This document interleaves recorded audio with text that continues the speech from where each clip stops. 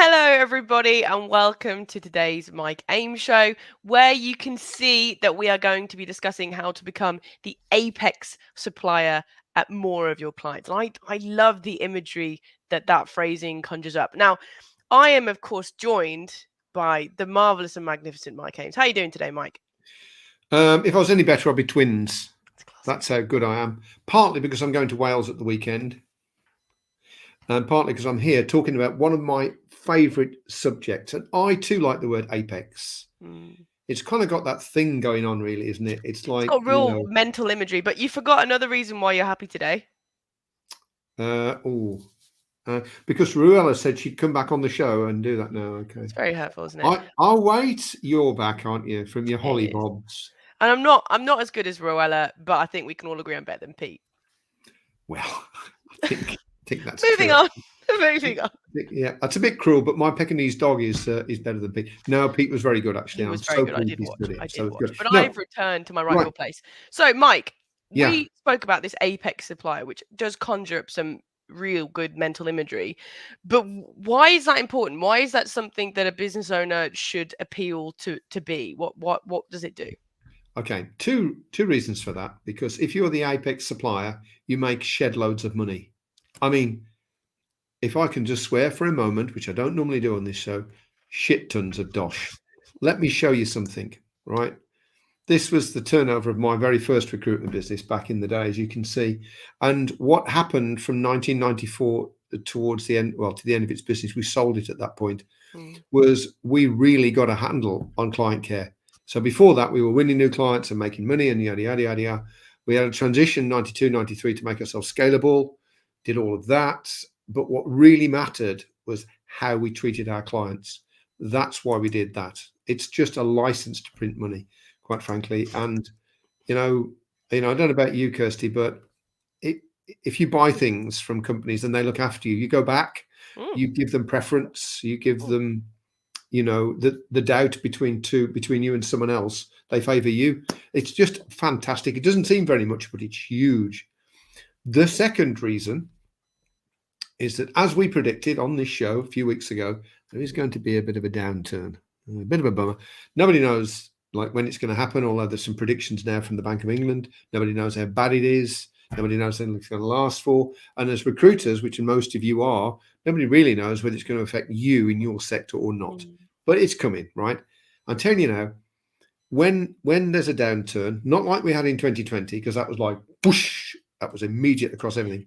That's a different thing. When there's a downturn, and there's less vacancies, because that is one of the parts of a downturn, then clients suddenly think, well, I don't need 6 suppliers anymore. I'll just take 3, or I don't need 3 suppliers anymore. I can probably manage with 1.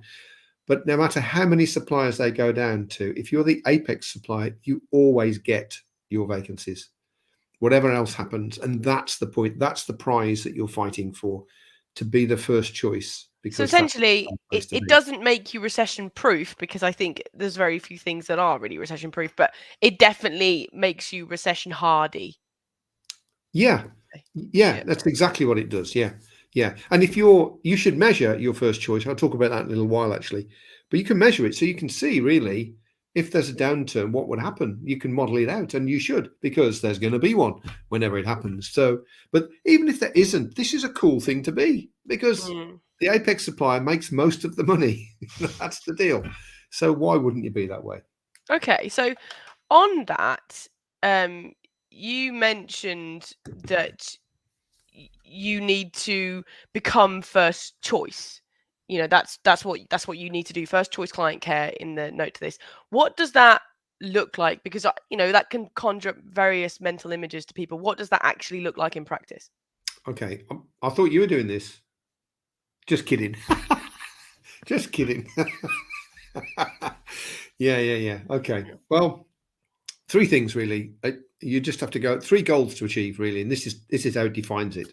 So number 1 is you do need to become that first choice supplier. That is, if you want to be the apex, that's what you got to be. In other words, not because it's written up anywhere in a document or in an agreement or anything, and not even at company level. You deal with a company, you deal with lots of hiring managers. This is per hiring manager. You need to be their first choice. the person they come to if they need, if they have a vacancy, but more than that, the person they turn to if they've got some questions or they're stuck with something, or they say, well, how much would it cost me to do this? What if we did this? What's the market looking like? You're their go-to person, their go-to guy, their go-to girl, right? That is an objective, a goal to achieve with every single person that you or your team work for. Of course, you can't do 100%, but go for it. I mean, that's the first thing. Aim for The it. second thing is you've got to max out your revenues. And really that comes down to quite a few things. We're going to talk about it in a second, but quite often people forget that they're there to make money. Now, well, I know they're there to make money, of course, but they leave money on the table because they just focus on the next thing, or they wait for the requirements to come in, the vacancies to come in before they work on them, or they don't really work the site well enough. It's all about maxing out the revenues. And I don't mean, by the way, just so as you know, selling things to people they don't need. I don't mean that. I don't mean ripping people off and charging too much because you can get away with it. I mean any of those things. They're very short term, will bite you in the arse. What I mean is figuring out what people want and selling it to them remorselessly. Awesome. Okay. And then the third thing, which we talked about before on this show, and that is keeping the competition at bay. Now, we don't want any of our clients to even feel the need to experiment with other suppliers or bring someone new in because, whatever. We want people who are going to deliver. We're going to deliver a great service. They're going to value it and want more of it. And that's our job, because if we can do those three things, if we can be that first choice that they come to, max out the revenues and keep the competition out, ta-da, we're the apex. And that's where the money starts. So those goals are almost signs to see whether you are the apex. If you've got one of them, if you keep a lot of the competition away, but when you ask about the other two, they go, then you can sort of be like, I'm on my way, but I'm not there. Is that what you're telling me? Yeah. I mean, ultimately, you're not going to get all of them. It doesn't work like that. Because some hiring managers like to play off agencies against one another. Some people deal with their brother-in-law might own an agency, so they're always, who knows really why it is. But it's what you strive for. These are goals, hence we call them goals. Really, these are objectives that you go for in your client care, and that's the main thing. Because if you do that in your client care, then apex is where it takes you. Okay, so as ever with this show, I like it to be as practical as humanly possible. We like to give as much value away as possible. So how am I supposed to do that? How am I supposed to hit those goals? What's the next level down for those people watching this who want to achieve them? Client care really is made up of four sections, four parts, really. The first one is the delivery of the service, the thing that you do. It is part of client care. And I know in many cases, people separate it out. We got a client care person, a customer success person, and they do all that stuff.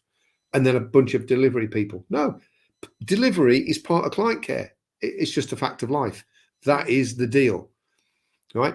If you don't provide a very good service, you ain't going to be the apex supplier. I think that's pretty straightforward, but it's necessary. So that brings us to the second then, which is to get client feedback on your service levels. It's really important that you do that. And the best thing that we know to do that is VOTC, voice of the customer. We had a show. I can't remember who was that. I guess was that Darren Francis. Yeah. He came on the show and talked about that. Kirsty, if you put a link into the comments, I'll do it at the end of the show. I'll put it there so that people can go if you do that, because that was a really good episode as to how you can really get feedback from your clients. Let me show you something. Actually, let me show you something. Here we go. Right, so Bain and Company is a bunch of American sales process consultants. That's what they do. And they did a study. They went out to 360 accountants, and they asked them, they said, well, okay, how many of your clients see you as providing exceptional service, right? And the response they got, strangely enough, was quite high. 80% of the accountants said, yep, yeah, we provide an exceptional service. Awesome. Then they went to the clients of those accountants and asked pretty much the same question. Does your accountant give you an exceptional service? And the answer had an 8 in it. Would you like to hazard a guess what it was, Kirsty? I already know the answer to this, and I think it's going to be lower than most people think. 8. Yeah. 8%. There is a massive void. But that's bad enough, right? That's a dangerous gap, right? That's a thing called perceived indifference. What that means is you think you're doing a great job, the clients think you're indifferent because you're not looking after them. It's perceived indifference. It is, if I can use the C word, a cancer in business, right? You have to avoid it. And if you see it, you have to cut it out immediately, right? But it gets worse because when they went to the accountant and said, well, okay, why do you think people swap from one supplier to another, right? They said cost and technical ability were number 1 and number 2. I think in actual fact, they were number 6 and number 7 when they went to ask the clients the same question. You'd never guess. Well, I mean, people wouldn't guess really, but when they went out and asked that question, the number 1 reason was this: not being treated right. But when you think about it, it makes sense. If I think about any time that I've left anything, it's rarely because the service wasn't good. Sometimes it is, but as a general rule, it's because they don't treat me very well. The recent people I went and got my contact lenses done with treated me dreadfully. It wasn't just, the things that they did, the service was fine, but everything around it was dreadful. I'm going to go somewhere else now. Great contact lenses, no doubt, but that's not enough, is it? Contact lenses, but yeah, they were appalling, so I'm not going to use them anymore. I think that is a problem, really, because, when we often think if we're putting a bum on a seat as recruiters, if we're doing the job, if we're getting the result, that's enough. It so isn't. Cost and technical ability, yeah, of course, they're in there, but it's really the way in which you treat people. And that comes down to client care, quite frankly. And you get that feedback. If you ask for it, you'll find out what they think, and you'll do it really early on. So do check out that Darren Francis episode of the show that we did. Okay, the next thing is upselling and cross-selling. So upselling means selling more of the same thing. Cross-selling means different things if you have different service levels, service lines, like contract and perm, whatever it is that you do. And we know that people are supposed to do that, but it's just not done enough. PwC did a report, and they reckoned, this was years ago, they reckoned that there was at least 20% revenue growth in your existing client estate, at least 20%. You just don't tap it up. You just don't access it and convert it into revenue. And I think the building in a mechanism to make sure that upselling and cross-selling is done all the time. And I don't mean you become one of those sales bores. Got any business? Oh, nothing worse. I don't mean that at all. I just mean having the ability to spot opportunities is the first thing. And the second thing, and this is training your people to do this, by the way, I'm sure that you would do it as the owners. But the second thing is to make sure that there is a kind of a structure to ask, to actually say, oh, by the way, can we just check what's coming up? Just tell me what's happening. Or did you know we do this thing? Can I tell you what it is? I mean, it's not that difficult to put a structure in to make that happen, a process. I think as well with that, the number 3 is keep the competition at bay. If someone gets in on another service, it's then so easy for them to jump into yours. So if you sort of get across everything and sort of you've got your red kind of all over the screen when it comes to that client, it's going to help keep away that goal number 3, which is going to help keep your competition. Is that your phone? Yeah, but everything's turned off, but my iPad was on. That's a bit embarrassing. Can you cut this out? Oh, we're live. Damn. Absolutely disgraceful. Well, the phone's off. That was my iPad. And my watch was ringing as well. Moving on. Let's go to number 4. Let's go to that was a client. I've just neglected a client. Okay, yeah. Number 4 is the one I want to drill into because it's the one that makes the biggest difference, and that's non-revenue relationship management. In other words, what do they say? You get off the operational highway onto the relationship rest area. Should have typed that up, really. But what it means is that if all the interactions you have with your clients are about work or getting work or delivering work or seeing how work went, then you're not really building the relationship in the way that you should.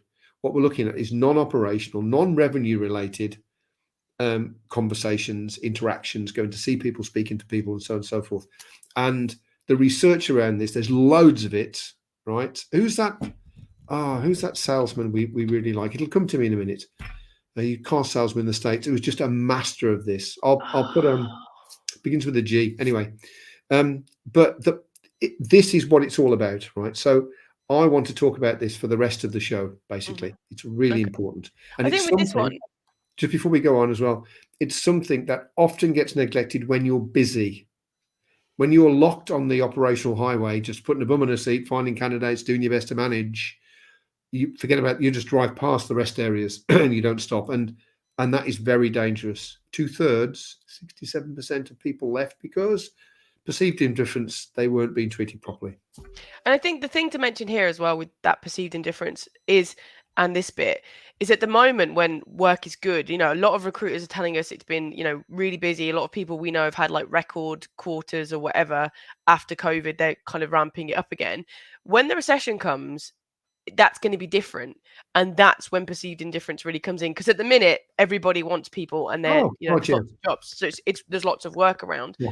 But in a recession, that's going to flip. So whilst you may, and people may be in a place now where they're like, oh, it's fine, we're doing a good job, when the recession hits, you'll know whether you're doing I've seen it before. I've been in this business 35 years and it happens every single time, with always. So now is the time to really drill into, and what do they say? Lean into? I hate that. It's an Americanism. Lean into your client care. Just work a bit harder with your clients, right? So that's it. Anyway, look, here's the thing.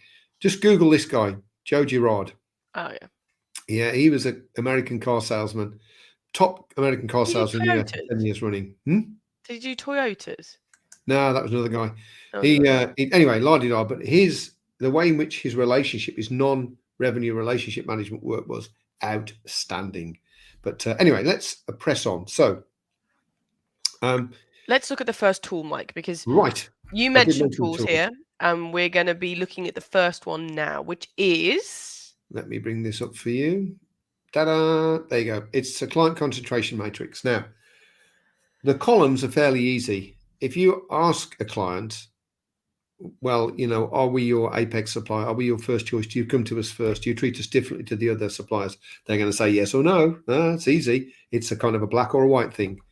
If you then say, well, okay, are we one of the pack? Are we one of the suppliers that you treat pretty much the same? We get vacancies at pretty much the same. You're in column 2.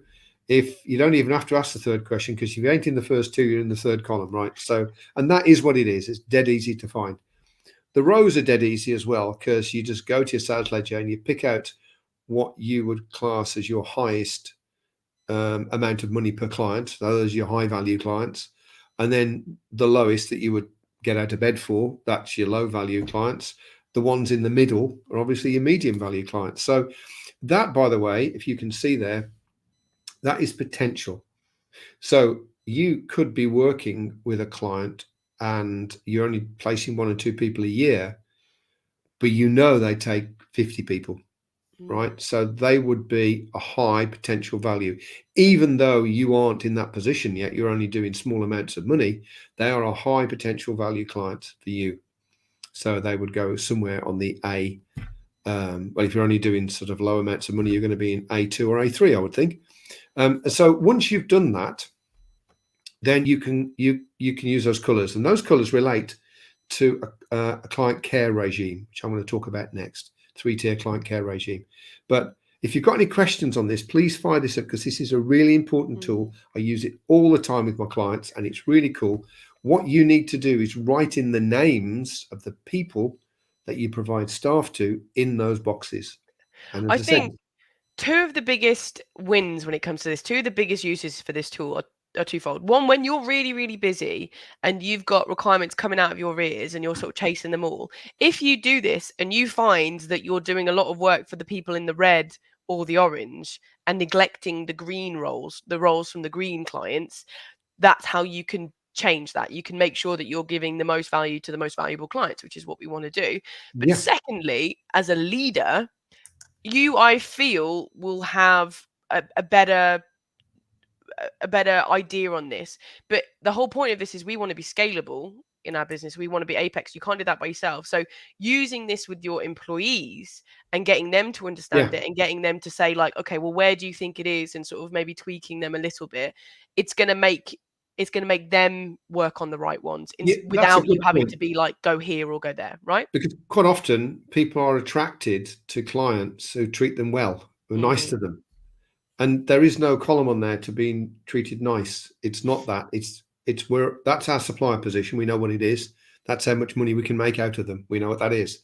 So there's no room for but they're a really great guy. They always see me for a beer. I don't care, quite frankly.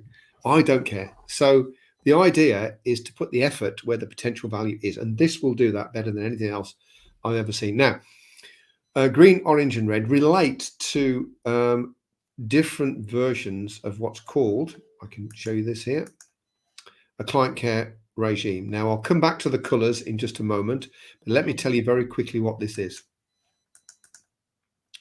So tier 1 are scheduled interactions. So that means that you get a reminder from your CRM system. It's time to reach out to whoever it is and do something with them. And it's a non-operational call. It's not, hey, got any work for me? I'll ring you back in 3 months' time. It is so not that. Yeah, you can include that in the call if it goes that way. That's fine. But this is about adding value. It's about understanding what they're about, catching up with them. You've found something you'd think that they'd be interested in. There's an event you want them to come to. I don't know. There's 1,000 different reasons. They're called reasons to interact, RTIs. Loads of RTIs that you can use for scheduled interactions. And clearly, if it's green, you're probably going to do it monthly or 6 weekly. If it's amber, it's every quarter. If it's red, you might do it every year, right? So that's why we use those colors then to tell us. Next thing is ad hoc interactions, which are massively powerful. And mostly that's on social media, but some email as well. And that's driven by something that you've seen. So someone makes a post on social media, one of your clients or prospects, and you see it and you comment on it. That's an ad hoc interaction. And the science around this says that if you remind someone you exist, you go back up to the top of their awareness ladder, and then you start to fall down it again, obviously. So it doesn't have to be anything spectacular. It can just be a comment on a LinkedIn post, or it can just be a quick message, an email that says, hey, saw this blog, thought of you because I know you're interested in it. Or if you know people well enough, it could be taking the piss out of the Wolves result last night with Man City. Let's not talk about it. It's fragile. Awkward.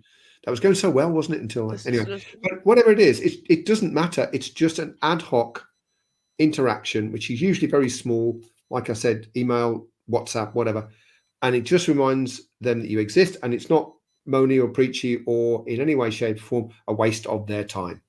Very powerful. And you're looking again according to the green, orange, or red. Reds probably don't bother that much with it. It would have to be something very special.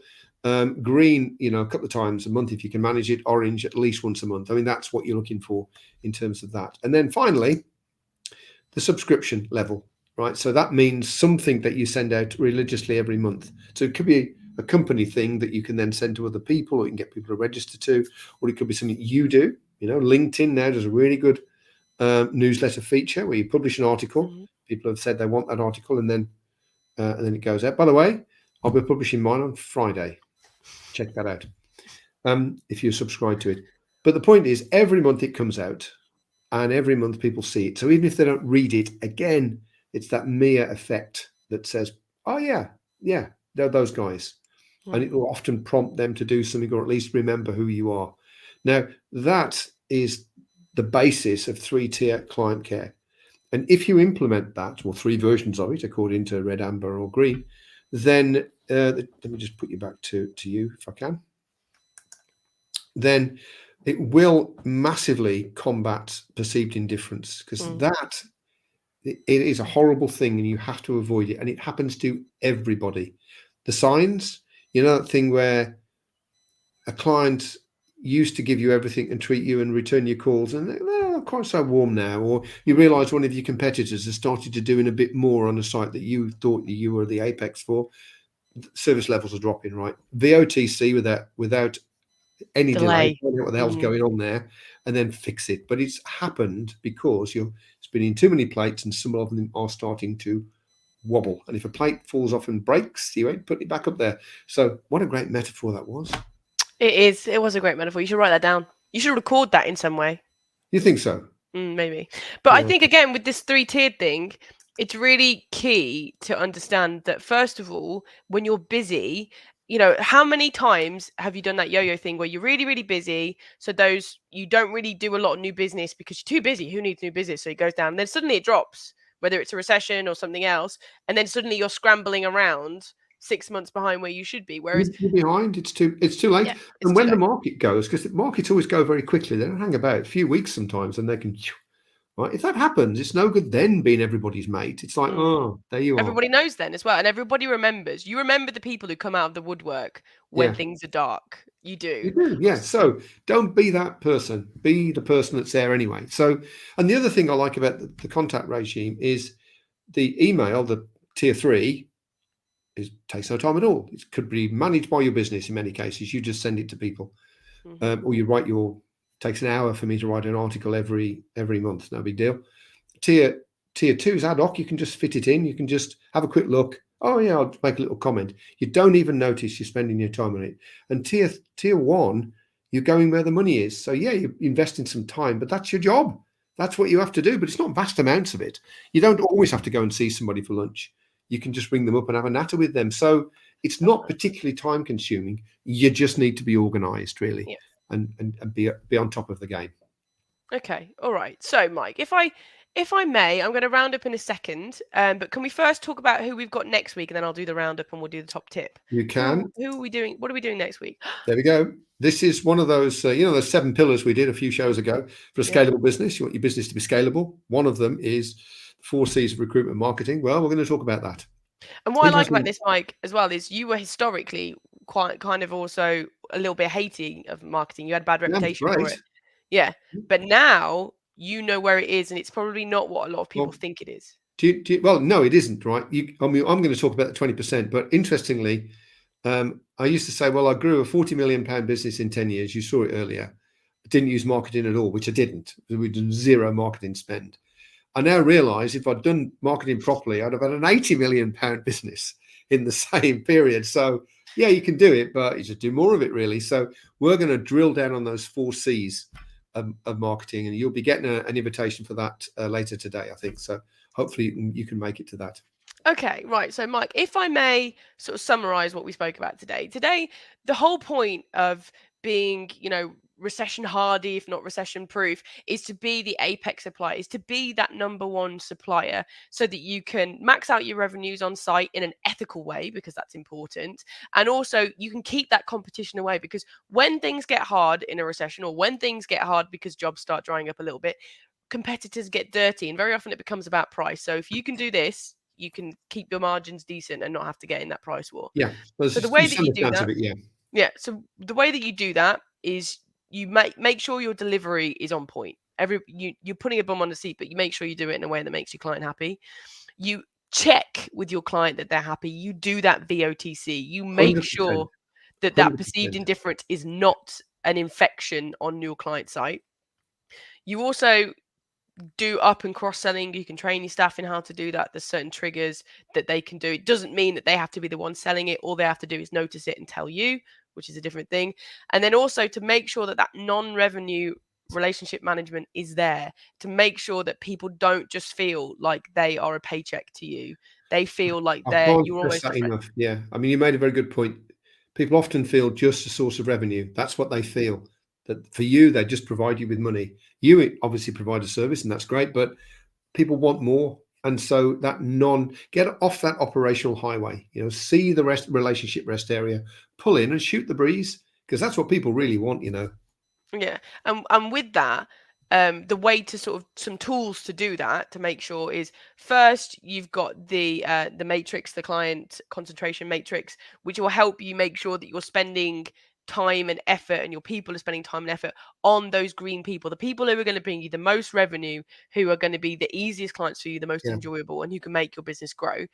And then secondly, that 3-tier client regime, which again makes sure that you and your clients on your team, aren't wasting time on people who really might like taking from you, but aren't really going to give anything back. Putting your time and money where the effort is. I mean, where the money is, basically. Yeah. We're big fans of that. Okay, Mike. So people are watching this and they're thinking, right, Mike, we've gone through a fair amount today, which we have, and I appreciate that.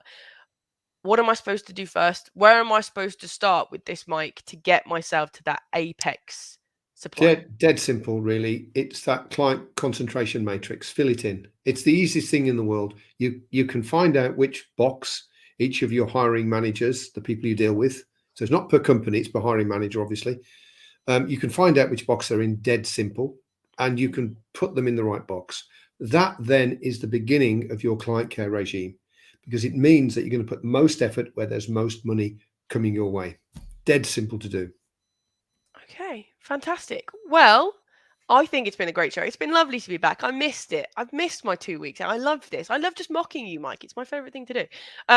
So thank you very much, Mike. Though I think that's been a really valuable show today. I think it's added a lot of value to people. And thank you to everybody who's watched today. You know, we always love it. If you've got any comments, let us know. Michael, keep track of it. If you've got any questions, let us know as well, and we'll make sure to. And next week we will see you when we do those 4 C's of marketing. You will indeed. See you.